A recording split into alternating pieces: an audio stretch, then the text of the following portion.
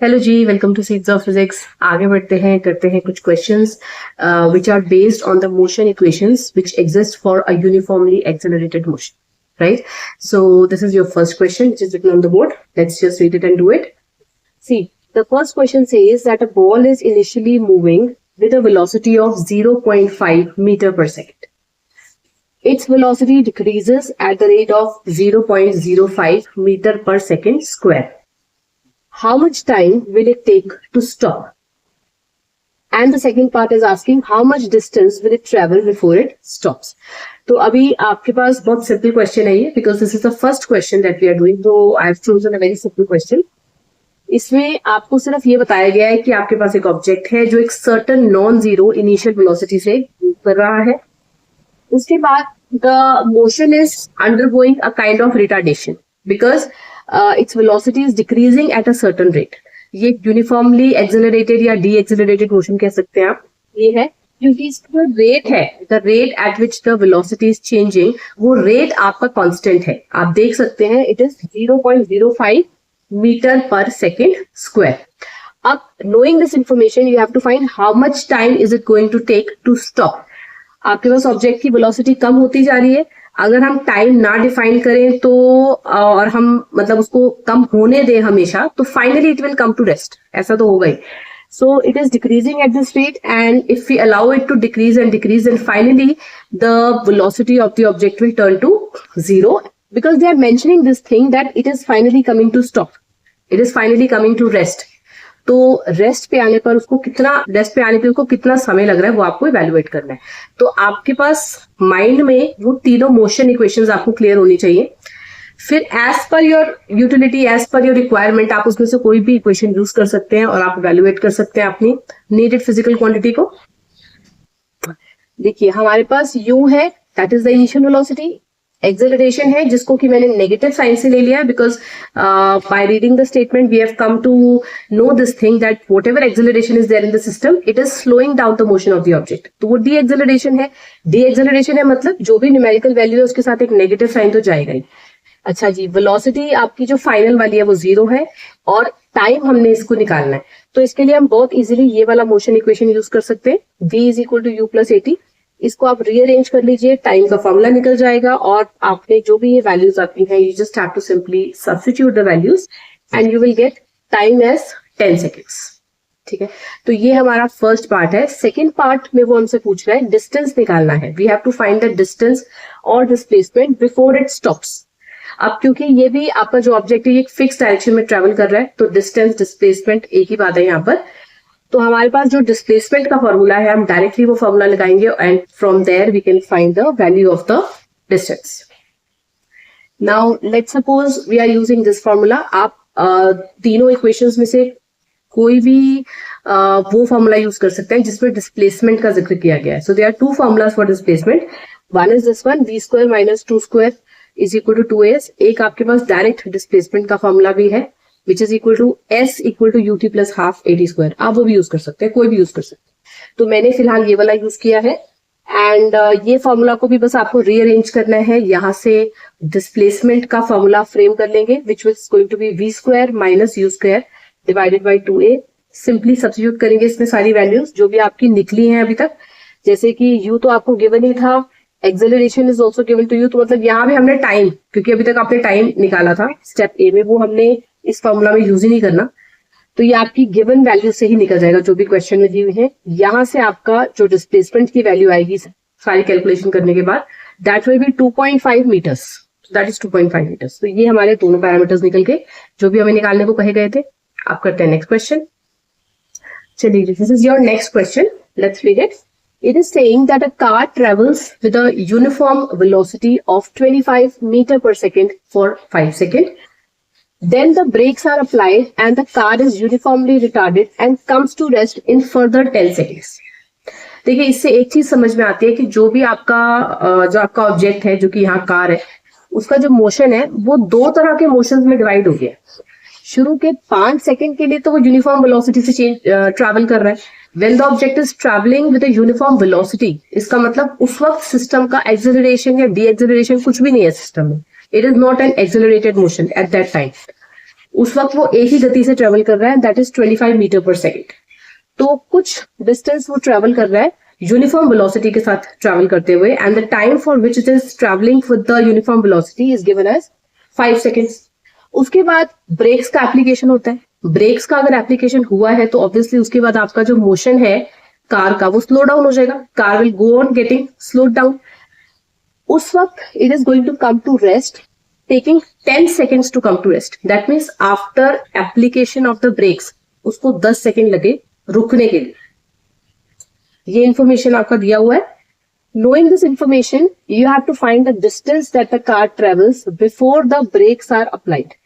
अच्छा, ब्रेक्स के एप्लीकेशन से पहले उसने क्या डिस्टेंस ट्रेवल करा? पार्ट ए में आपसे ये पूछा गया। वेरी सिंपल इट इज, क्योंकि पहले 5 सेकेंड्स हैं जिस दौरान ब्रेक्स नहीं अप्लाई किए गए थे, उस वक्त आपका जो ऑब्जेक्ट है वो 25 मीटर पर सेकेंड की स्पीड से ट्रेवल कर रहा था, और ट्रेवल कर रहा था वो 5 सेकेंड के लिए। That means you know the uniform velocity and you know the time. Knowing the velocity and the time, you can very easily find the distance, and that will be the answer to your part 1. The distance which the car travels before the brakes are applied. Let's find it. तो आपके पास जो part 1 है उसका calculation हम ऐसे करेंगे। Displacement is equal to velocity into time. Velocity 25 metre पर second and the time is 5 seconds, and this is how you are getting 125 meters. So this is the distance which is traveled by the car before application of the brakes. अच्छा जी, जो आपका part number 2 में आपने calculate करना है, that is simply retardation. Retardation आपके system में कब आ रही है? Obviously it is coming after the application of breaks.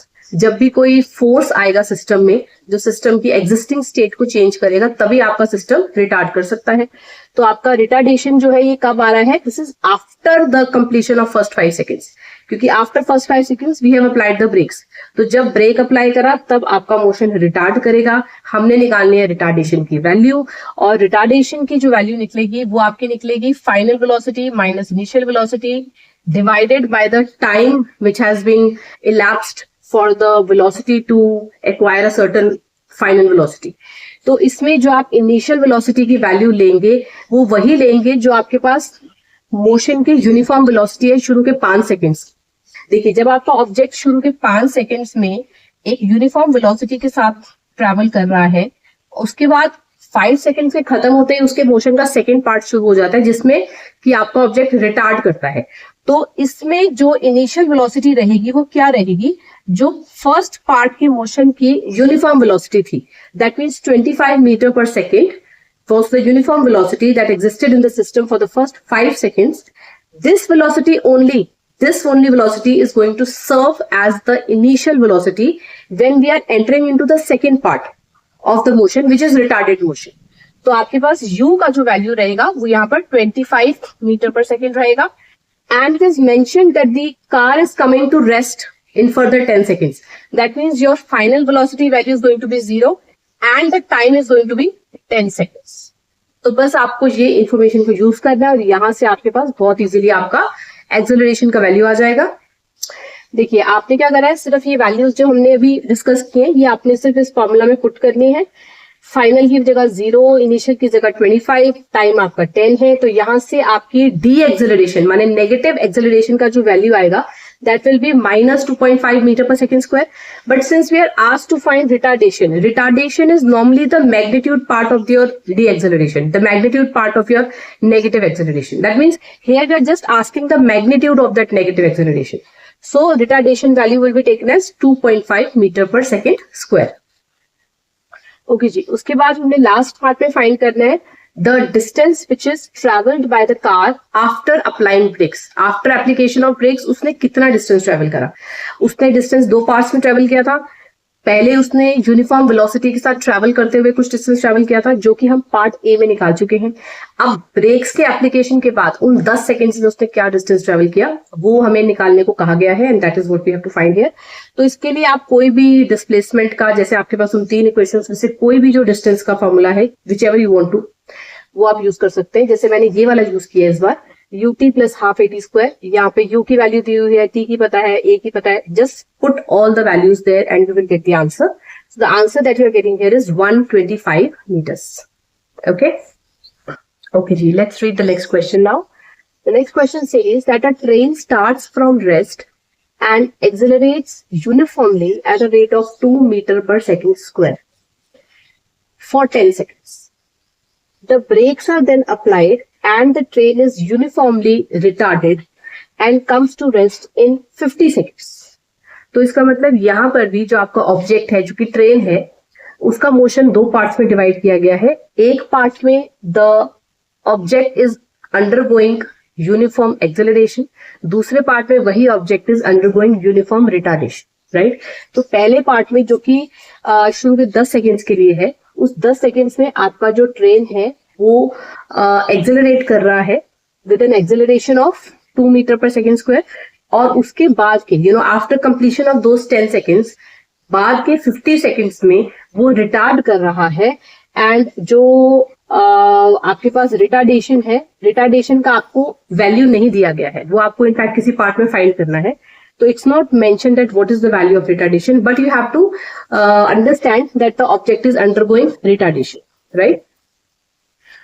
अच्छा, और बताया गया that the train is finally going to come to rest. तो इन 50 सेकेंड्स के बाद आपका जो ट्रेन है वो रेस्ट पे आ जाता है. Knowing this information, you have to find the maximum velocity which is reached. Maximum velocity which is reached. आपसे ये नहीं बताया गया कि किस समय पर, किस इंस्टेंट की आपको वेलोसिटी निकालनी है. बस आपको ये बताया गया कि knowing the entire situation, पूरी जर्नी में से जो भी मैक्सिमम वेलोसिटी की वैल्यू है वो आपको इवेल्युएट करके बतानी है. देखिए, अब सबसे पहले क्या होता है, जो आपके पास शुरू के 10 सेकेंड्स हैं जिसमें कि ऑब्जेक्ट एक्सेलरेट कर रहा है. देखिए, आपके पास जो आपकी ट्रेन है वो शुरू के 10 सेकेंड में, ये आपका ऑब्जेक्ट है, ट्रेन है, शुरू के 10 सेकेंड्स में वो एक्सेलरेट करती है. और उसका initial velocity, because it is starting from rest, तो इनिशियल वेलोसिटी उसका 0 रहेगा. इनिशियल वेलोसिटी आपके पास 0 है. और इन 10 सेकेंड्स में, because it is undergoing acceleration of 2 metre पर सेकेंड स्क्वायर, तो वो कुछ एक फाइनल वेलोसिटी एक्वायर कर लेती है इस जर्नी में. अच्छा, इस 10 सेकेंड्स के बाद हम क्या करते हैं, 10 सेकेंड्स के बाद हमने ब्रेक अप्लाई कर दिया. ब्रेक अप्लाई कर दिया, इसका मतलब अब जो बाकी 50 सेकेंड्स का जर्नी है, जो बाकी 50 सेकेंड का जर्नी होने वाला है, उसमें अब ऑब्जेक्ट ने रिटार्ड करना है. तो object has to undergo the reduction in the speed. तो इसका मतलब जो हाईएस्ट वेलोसिटी रहेगी आपकी, वो यही वेलोसिटी रहेगी which has been acquired during the first 10 seconds. First 10 seconds में जो वो मैक्सिमम वेलोसिटी एक्वायर कर रहा है, जो फाइनल वेलोसिटी वो एक्वायर कर रहा है, वही सिस्टम की मैक्सिमम या हाईएस्ट वैल्यू ऑफ वेलोसिटी है. क्योंकि उसके बाद के जो 50 सेकेंड्स में, तो आपके पास बाकी के जो 50 सेकेंड्स है, जो इसके बाद वाले 50 सेकेंड्स है, वहां पे आपकी वेलोसिटी में केवल गिरावट आ रही है. तो बाकी के जो आपके 50 सेकेंड्स रहेंगे, 50 सेकेंड्स का जर्नी रहेगा, उसके लिए जो इनिशियल वेलोसिटी रहेगी, that will B this one, the final velocity that the object acquired at the end of 10 seconds. That will serve as the initial velocity for the remaining 50 seconds journey. तो इसका मतलब अब जो remaining 50 seconds का journey है, उसमें जो velocity होने वाली है वो इससे तो कम ही होने वाली है. I mean the velocity is now going to retard. The object is now going to slow down. So velocity is now going to come down and down and down till it reaches 0. ठीक है. तो आपके पास जो part 1 में velocity निकालनी है, the maximum velocity reach, that is the velocity that the object has acquired during the first 10 seconds. The final velocity that it acquired is the value, is the answer to part 1. So let's see how to find it, right. तो आपने formula लगाना है, v is equal to u plus at. Your u is 0 because the train is starting from rest. Acceleration is given as 2, time is given as 10. Using this information, velocity value that comes out is 20 meter per second. So this is your answer to part 1, that is the maximum velocity reached. Now your part 2 is asking to find retardation in the last 50 seconds. अब last के जो 50 seconds हो रहे हैं उसमें breaks का application हुआ है, मतलब ऑब्जेक्ट रिटार्ड करेगा. रिटार्डेशन का वैल्यू आपको यहाँ पर निकाल कर बताना है. See what is happening here. You have to use this formula, which is equal to the formula for the acceleration, that is the final velocity minus initial divided by the time. तो यहाँ पे आपके पास जो final है वो तो 0 है, क्योंकि उन 50 सेकेंड्स के एंड तक आपका जो ट्रेन है वो रेस्ट पे आ जाता है. इनिशियल वेलोसिटी आपका 20 रहेगा, जो कि आपके पार्ट 1 की फाइनल वेलोसिटी है, पार्ट 1 जर्नी की, मतलब जो यूनिफॉर्म एक्सेलरेशन की पॉजिटिव एक्सेलरेशन में जो फाइनल वेलोसिटी निकली है वो रिटार्डेशन वाले पार्ट की इनिशियल वेलोसिटी की तरह सर्व करेगी। तो इनिशियल में आप 20 मीटर पर सेकेंड ले लेंगे, that you have evaluated in part 1, और टाइम आपको पता है 50 सेकंड्स का ड्यूरेशन है। तो knowing this you are getting the value as minus 0.4 meter पर सेकेंड स्क्वायर। माइनस में इसलिए आई है ये वैल्यू क्योंकि ये एक डी एक्सेलरेशन है, एक ऐसी एक्सेलरेशन है which is slowing down the motion of the object, और इसका रिटार्डेशन क्या होता है, इसी एक्सेलरेशन का जो मैग्नीट्यूड पार्ट है that is the retardation. So retardation will be 0.4 meter पर सेकेंड स्क्वायर। चलिए थर्ड पार्ट में हमने जो निकालना है that is the total distance which is travelled. आपने टोटल डिस्टेंस आपका वैल्यूएट करना है यहाँ पर। तो हमारा जो टोटल डिस्टेंस रहेगा वो हमने दो पार्ट्स में एज ऑलवेज डिवाइड कर दिया है, S1 एंड S2। S1 आपका वो पार्ट है जिसमें आपकी जर्नी जो है that is under the uniform acceleration of 2 metre पर सेकेंड स्क्वायर, और जो आपका S2 है ये डिस्टेंस तब कवर होता है जब आपका जो ट्रेन है वो रिटार्ड करती है for the time duration of 50 seconds. तो वही क्या हुआ, S1 को ले लिया हमने V1 square minus U1 square divided by twice of A1। मतलब इस S1 के लिए जितने भी हमने जो आपके बाकी फिजिकल पैरामीटर्स है, फिजिकल क्वांटिटीज हैं, उसको हमने V1, U1 और A1 से रिप्रेजेंट कर दिया है। And V1 for the first part of the journey that is S1, V1 will be equal to 20 metre पर सेकेंड जो आपने निकाला था, that is the maximum velocity 20 metre पर सेकेंड। U1 रहेगी क्योंकि आपकी जो ट्रेन है वो रेस्ट से शुरू हो रही है तो U1 आपका 0 रहेगा, और A1 आपका गिवन है S2 मीटर पर सेकेंड स्क्वायर। उसी तरह से जो आपका S2 है that will be equal to V2 square minus U2 square divided by twice of A2। तो V2 रहेगा आपका 0 क्योंकि जो second part of the journey है वो रिटार्डेशन की जर्नी है जिसमें कि ट्रेन आपकी रुक जाती है, तो फाइनल वेलोसिटी जो उसका रहता है वो 0 रहता है। इनिशियल वेलोसिटी रहेगा 20 मीटर पर सेकेंड, और एक्सेलरेशन A2 ये आपका रिटार्डेशन है जो हमने लास्ट 50 सेकेंड्स में निकाला था विच वॉज माइनस 0.4 मीटर पर सेकेंड स्क्वायर।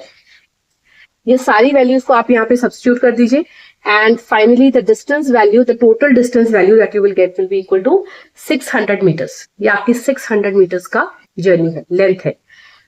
लास्ट पार्ट जो आपने निकालना है that is average velocity of the train. अब देखते हैं एवरेज वेलोसिटी कैसे निकलेगी। देखिए जी, एवरेज वेलोसिटी जो रहेगी that will be total displacement upon total time, क्योंकि ये मोशन आपका फिक्स डायरेक्शन का मोशन है, डायरेक्शन कहीं भी चेंज नहीं हो रही है, इसका मतलब displacement and distance are the same. तो जो हमने टोटल डिस्टेंस निकाला था आपका, जो भी हमने अभी टोटल डिस्टेंस निकाला था आपका पार्ट नंबर 3 में, that is nothing but the displacement only. So average velocity के लिए जो टोटल डिस्प्लेसमेंट यूज होगा वो वही वैल्यू यूज हो जाएगी 600 मीटर की, divided by the total time. Time आपका कितना है, 10 सेकंड्स का जर्नी आपका पहला है, 50 सेकंड्स का जर्नी आपका बाद में है, तो that means total journey is of 60 seconds. तो using this information we will get 10 meter per second as the average velocity. Okay, so that's all for today. See you in the next video. Bye, take care.